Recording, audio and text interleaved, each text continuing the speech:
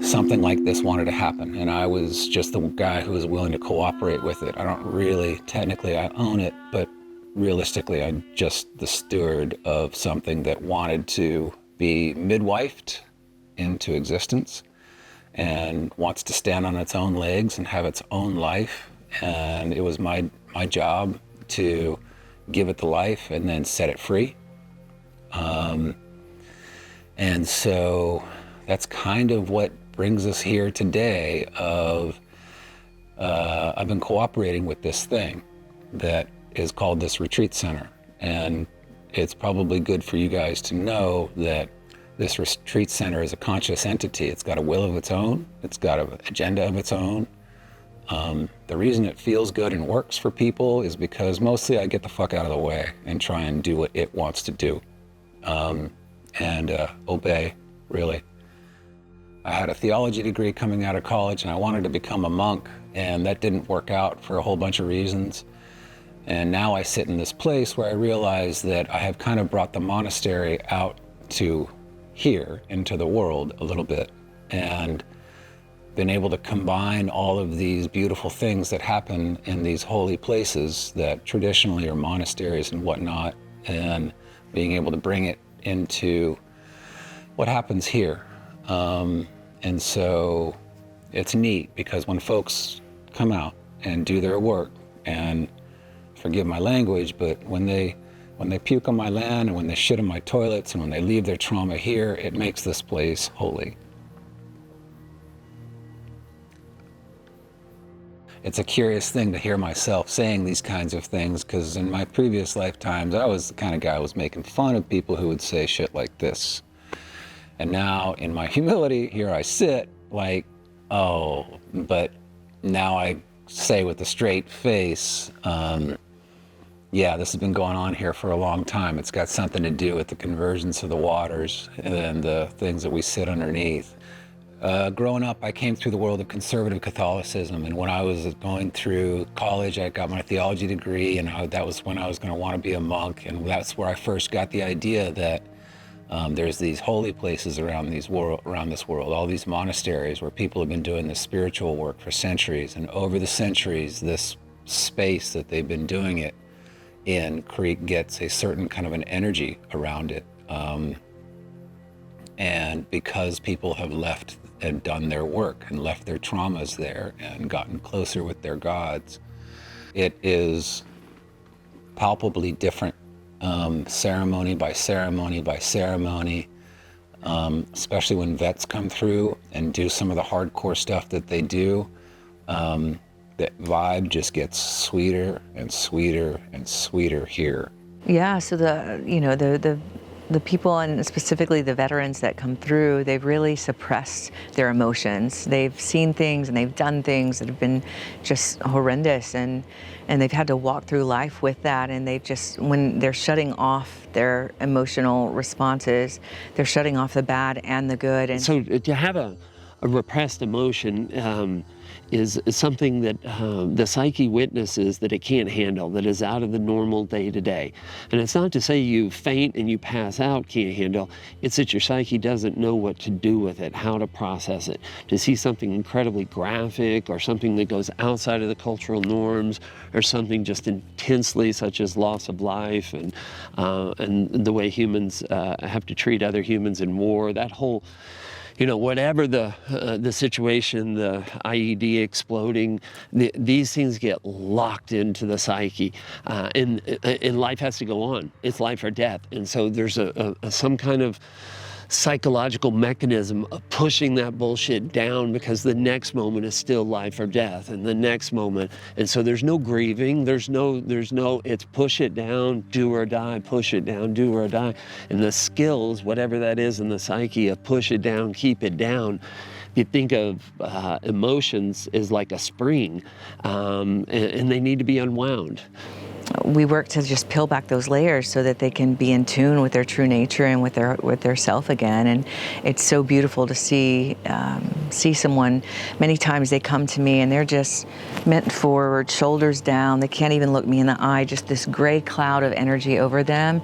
And you see each day it being lifted and it being released. And to see someone come in with such despair and darkness, and then to walk out with a new lease on life, it's the most special gift that I could ever imagine offering or sharing with someone. And so that's the work that we do here. We help people to reconnect with their own heart, with their own nature, so that they can go back into their lives and love their families the way that they want to. And so they can express to their families, they can just be alive again.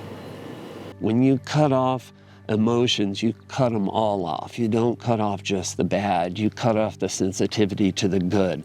And that sensitivity, as you open it back up, the bad wants to come out. And so there, Bufo and ceremonies like this are perfect for that, because it gives you that 4 or 5 hour the first day, and then the next day, the Bufo being different from the emotions, it goes so much further, so much deeper, so much faster. Yeah. Why does the land feel as good as it does? Why do people have the experiences that they do?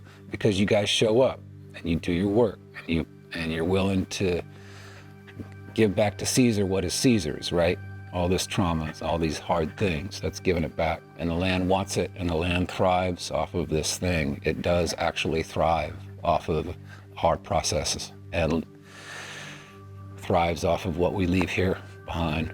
And I see it, I live with it. It's tough to explain sometimes, but it's a real deal. This work is so deep, and it's important as you're coming into this that you feel safe with your surroundings, safe with your environment, safe with the other people who are there. So we spend the first day really creating those connections and those bonds. The first day is a day of preparation. It's a day of preparing the body and the mind to receive the blessings of the medicine and to receive the blessings of the experience. People are coming in with a lot of depression and anxiety and traumas, and so the first day we're just really trying to get you in the right space to go deep with the other medicines. The second day is a deep dive with psilocybin. We do a heroic dose of psilocybin, anywhere from 5 to 10 grams. And this is really curated in a very specific way. You go into this journey with your eyes covered and with your ears, with curated sound, with headphones. So we cover the eyes and the ears so that you're not having outside stimuli to pull from. It's an inward journey into your own heart, into the depths of your own being. And the third day is the full reset. It's the Bufo experience. And Bufo is the most powerful and theogenic medicine on the planet. And this medicine causes a complete ego death. It's a death and a rebirth. And so for many people, it's the first time of truly meeting themselves. Fantastic. I don't know if what I went through will translate to that camera, but fuck, bro.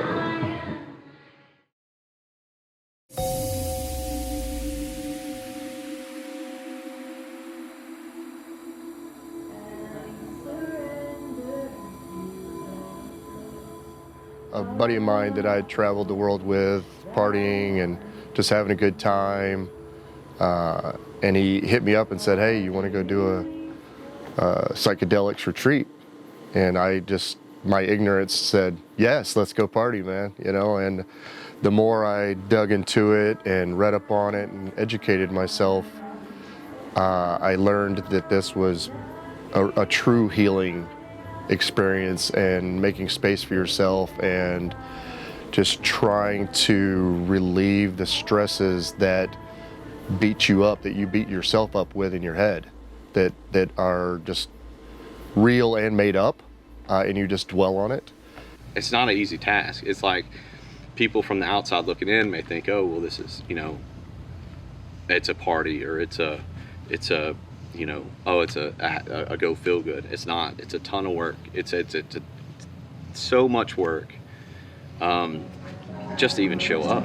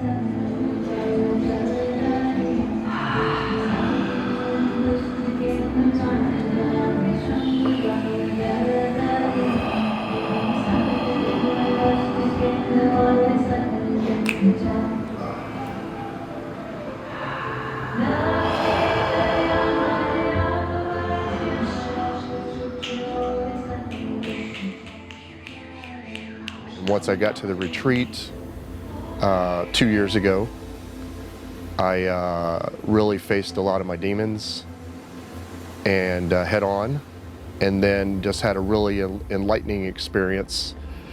And then over the last 2 years, I did a little bit of the work. It connected, but it didn't connect. I was like almost there. And then I decided that I really needed to come back and revisit this space and see what more I could pull out of myself and build myself up with. Why am I here 6 months after I did it before, right? I came down here the first time because I was at that point and I had some just beyond serious family stuff that was just dragging me to my grave for a long, long time. And I was able to come down and reset myself, and I was amazing. And then 2 months after, a family member died. My brother died, which was one of the reasons why I was down here. Not because I miss him, but because we had just the most tumultuous experience as children as we could have. We didn't get along, didn't like each other. And I was able to get those demons out of me. After he passed, I kind of got sucked into some family stuff, but I really wanted to help one of my family members through that process, my dad.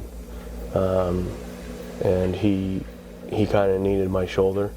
So I kind of stopped focusing and caring about myself, which is why I originally came down here. I don't have combat experience, so I don't have the PTSD that a lot of combat vets experience and that they're here for. But I had childhood trauma from, I was foster child and then adopted into a volatile family environment with mental and physical abuse and abandonment. And I've dwelled on that. I'm 51 years old, and I've dwelled on that since I was able to comprehend it.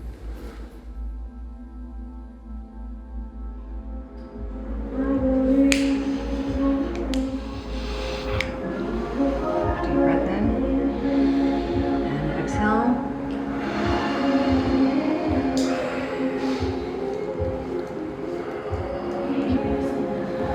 Deep inhale and exhale.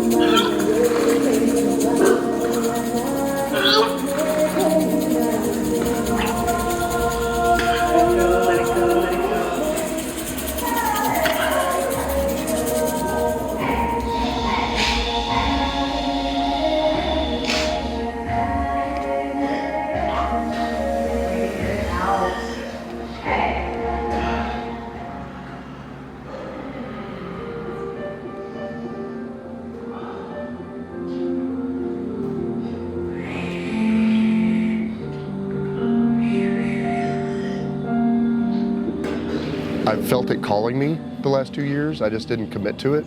I let the outside world kind of add its pressures and, oh, I'm traveling, I'm doing this, I don't have time for it, whatever.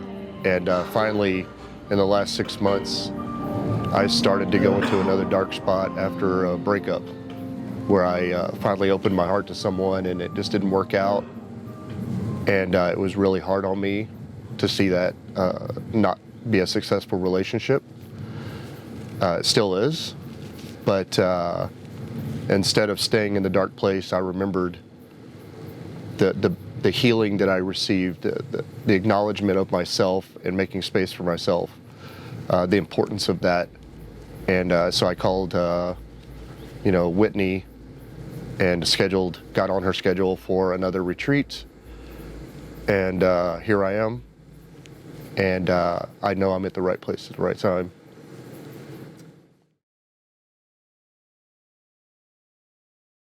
Remember, when all the arms are in. That's it. Nice job. Arms in. Good job. Breathe. If I had to That's the way to do it.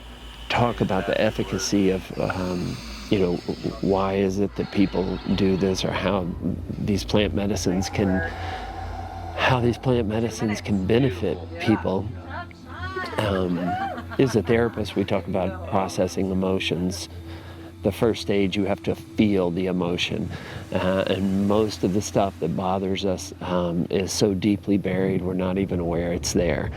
And so when you go into these plant medicine ceremonies, especially the tryptamine ones, and if they're high doses, that hero's dose, that 5 grams and up, that I'm generalizing, but that come up part can be that anxiety and all that. It feels like the medicine goes right to the constriction. You don't have to look for what's shoved down. It seems to have a way to rip the lid of suppression off, and the emotions can be felt. And when they're felt, they can be processed. Just sitting here in a state of gratitude for this moment, for this experience, for all the beautiful beings that you're surrounded with here. Just inhaling the fragrant aroma of this cacao. We'll lift it up to the sky. So we say a prayer of gratitude. Thank you for bringing us together. Thank you for the deep healing. And we'll lower it to the ground. We'll say a special prayer of thank you to Mother Earth, to Mama Gaia, for providing such abundance, such a beauty. Now let's raise this cacao to our mouths now. And the beautiful thing about plant medicines, if you look online, you could type in like mushroom brain scan and hit images on any web browser, and you'll see this famous graph with these 2 colorful spheres, and it shows an amount of lines with the normal neural connections, and then it'll show 50 times that amount of neural connections under the 5 gram dose. What that's showing, and scientifically what they're able to measure, is that all these different regions of the brain are talking to each other that never talk to each other. And so when you figure something out, when some childhood trauma comes up, or some different points of view, or just mindset changes, it's as if it's happening. It's like the experiential part of the brain is lit up too. They're not just conceptual thought. Oh, I'm a child of God. They're like, oh, not like a thought that's to imply, that's to generate an emotion. It's like a realization happens. And then those same cheesy words will fit over it. Oh, we're all one or something. But the experience is massive, and there's no label that can just encompass the experience. Thanking for no reason. Thank you.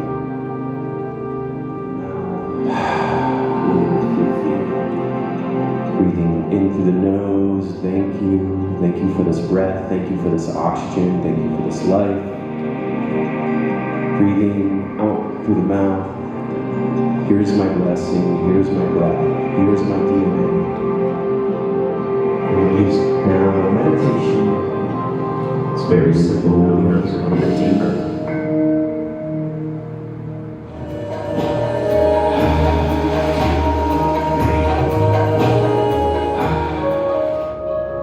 So take this moment of complete rest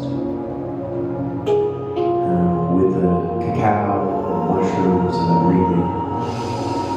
You might be feeling something a little bit different. This is good. This is what we're saying quietly to yourself. Thank you.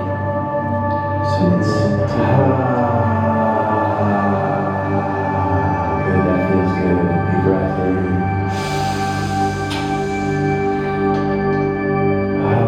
We're all here for a reason. We they go in with an intention that, oh, I want to work on this, I want to work on that, and then suddenly this huge thing we've been trying to avoid just is right in your face, making you cry and making and it's just going everywhere. And I think, back when I was younger, we used to call those bad trips. And I'm a believer in Stan Groff's assessment. There's really no bad trips. There's just heavy shit that needs to be dealt with. The worse the trip, the better the results. Usually, I'm generalizing.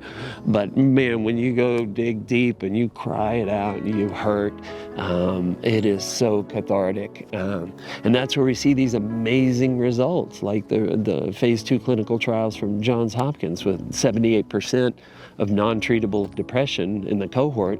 78% at 6 months out are reporting 0 symptoms of depression. That's almost 8 out of 10 people, 1 dose. When you go in with your psilocybin experience, that's your day of, most of the time you're facing your demons, you're really focusing on what bothers you in the world, in your past, in your future, what's in your head. And last time I hid behind the mask. They give you a mask so that your senses are really in your head. You're not opening your eyes, trying to focus on the rest of the world. You're just on yourself. And yesterday I decided to remove the mask. And when I went outside and sat with the world, it was a very enlightening experience. I really realized that I was one with the world, and that the world was not after me, and that I could heal myself and others. Man, if this doesn't inspire you to take a journey.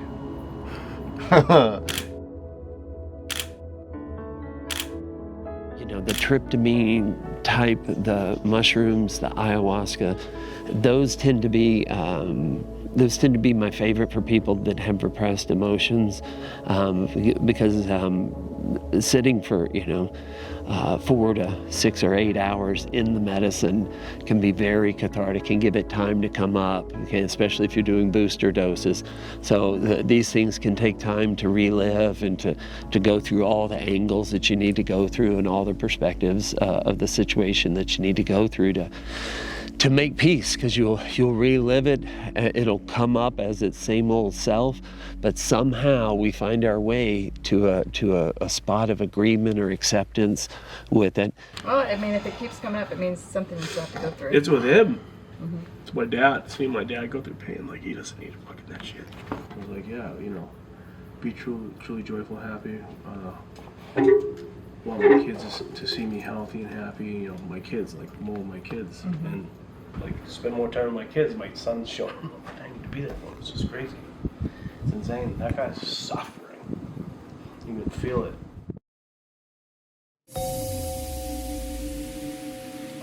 Why are you sitting right here? This is where my journey started yesterday. When I decided to take off the mask, I left the ceremony room and almost stripped down naked. I was in my skivvies, and I wanted to ground. I wanted to be part of Earth. I wanted to face the world. And I sat here for a couple hours yesterday, and I literally connected on an intimate level spiritually with the flowers, the trees, every grain of dirt, bark, insects, birds, every living being that was here. I thanked them individually. Blades of grass, like this is where I had my true enlightening, was here.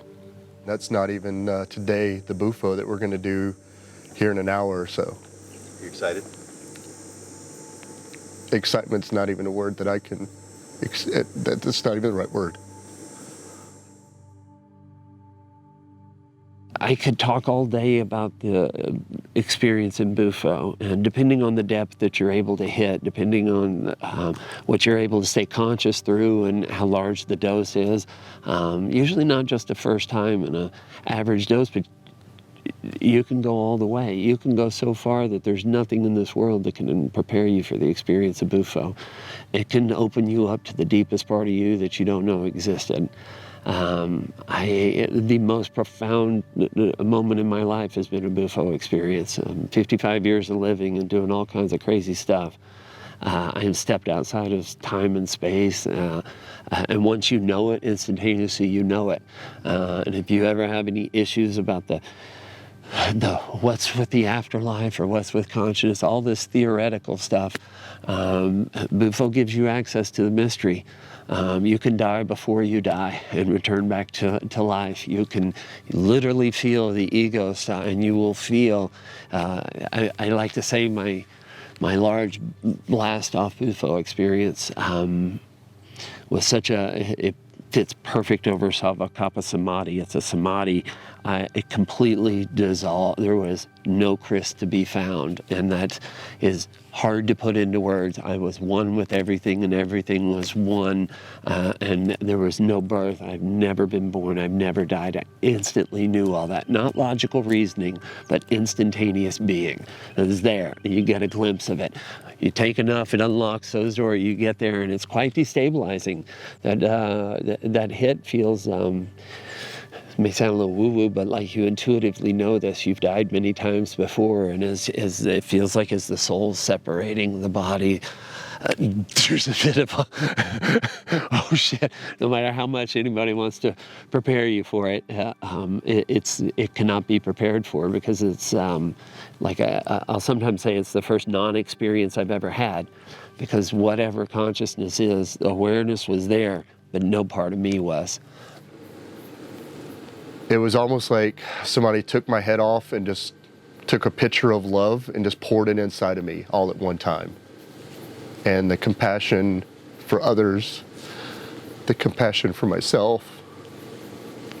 I left on above cloud 9.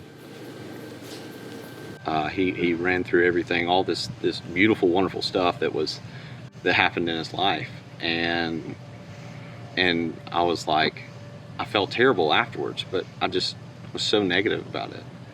When you explain to non-believers what you've experienced, or people that are just, ignorant to the experience or haven't experienced it themselves, or don't understand plant medicine, haven't ever been around it, it doesn't really click for them. They don't really understand. His story was so bizarre. Like, it didn't make any sense to me. Like, the things he was telling me I was like, you're crazy. Yeah, like, that is the craziest thing I've ever heard.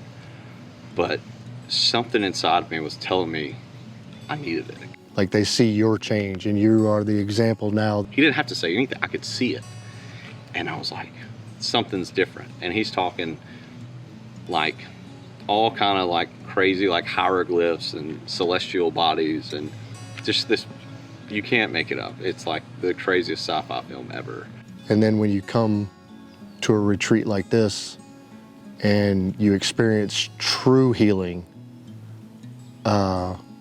that's when the light bulb clicks and you understand and you let go and you start to appreciate and show more gratitude, and you're able to receive love and give love. Scared is the biggest understatement of the century. Like, nervous, scared, super anxious. I'm not an anxious person. I'm all on black. Let's go. Checkers or records. Let's get it. And it was, I was so nervous because it was something that I had to release control, and I just had to trust the process. But they, Whitney welcomed me with open arms, and my boss was there to support me, and I'm super grateful. Yeah, it was, at that point, 49 years of anguish, and like you said, in basically 2 days, but in 25 minutes, where I didn't have the love, didn't feel the love from the outside, I suddenly felt the love inside of me. I'm here to hold you, to love you, to allow you to fully express anything that wants to come through. That's all I ask, is just don't fully come back. When you feel that one side of the medicine, allow yourself to fully open, fully surrender and let go. because you're going into the experience. If you can need to guide yourself, if you feel any resistance, which you possibly won't, but just guide yourself to completely surrender, completely let go. Let go, let go, let go. Let that be your mantra. Do you have any specific intentions or words you want to speak before we begin? My intentions for this whole retreat were just to feel love, be loved, accept love. Without any words, just the power of your love, your intention, your gratitude. Just pour it into this medicine just for a short moment and hand it back.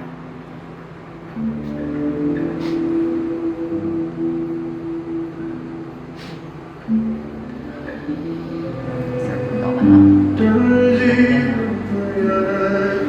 Listen for my cues. I'll let you know when to tell everything now. Everything out. Ready. Good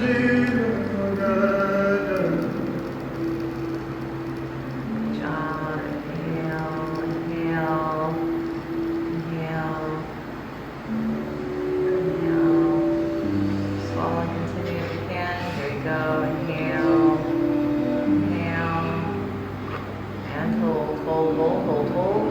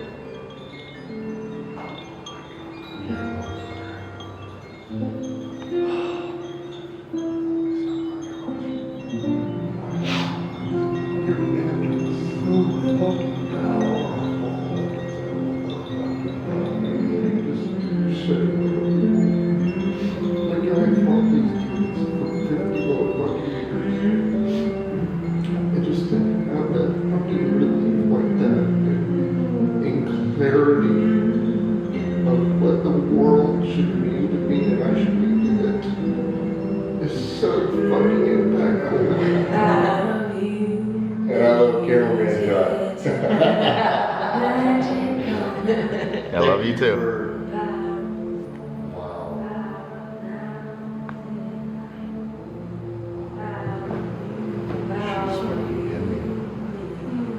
Like, I don't even think she's like in the room, but she like came in me and like read me and said, no, we're gonna knock this out. We're gonna take that, just let it go. Like you were, oh fuck.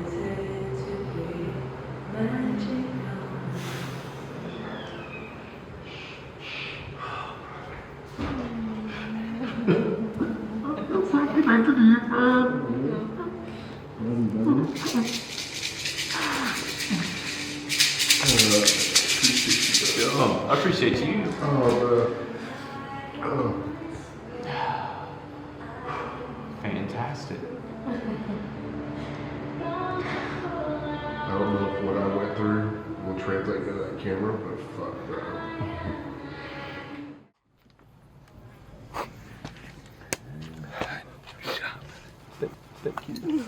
All day for you, bro. Oh man, I'm so proud of you. It's fantastic. Cameraman John gets one too, brother. Oh, that's beautiful. So we're down here to show people that there is an option and there is a reset in life if you've hit way too many brick walls and you don't have any support and you feel alone and you're just going down that rabbit hole of life and it's been too much. I never in my entire life thought that there would be an experience that I could come down and actually have a physical, mental, soul, heart-wise, mind-body reset. And that's why we're down here, so that we can show hopefully as many people that can see this, as many veterans as that can see this, that there's a different option.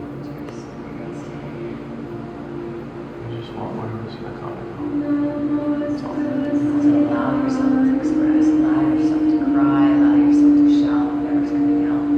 Or if you're just, you might just go right into your bliss state. You ready? Inhale. Good job. Inhale. Swallow and continue when you need to. Good, and hold.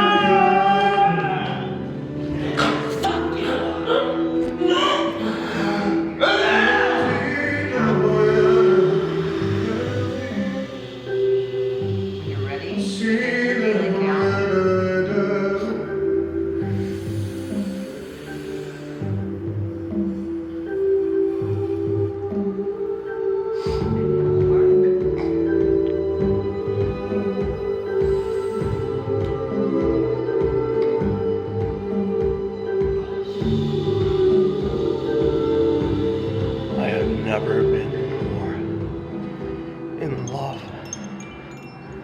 in my entire life. And I can fucking die right now. I have never been more at peace in my life. I love my son. I will fucking take a bullet. Peace. And I am safe. For the first time in my life, and I have son too, and I will never let what happened to me fucking die at peace, and I'm safe because the people around me love me, and I did not deserve to be.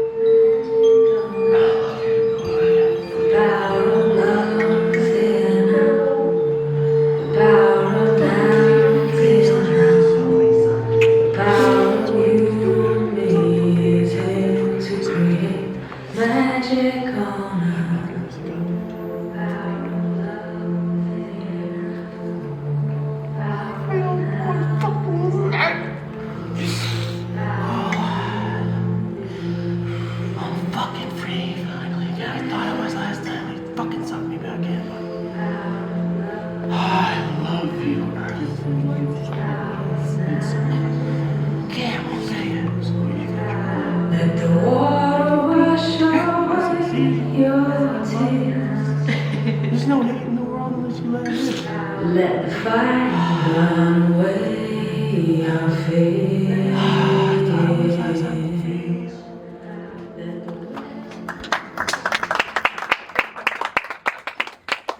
Love you, man.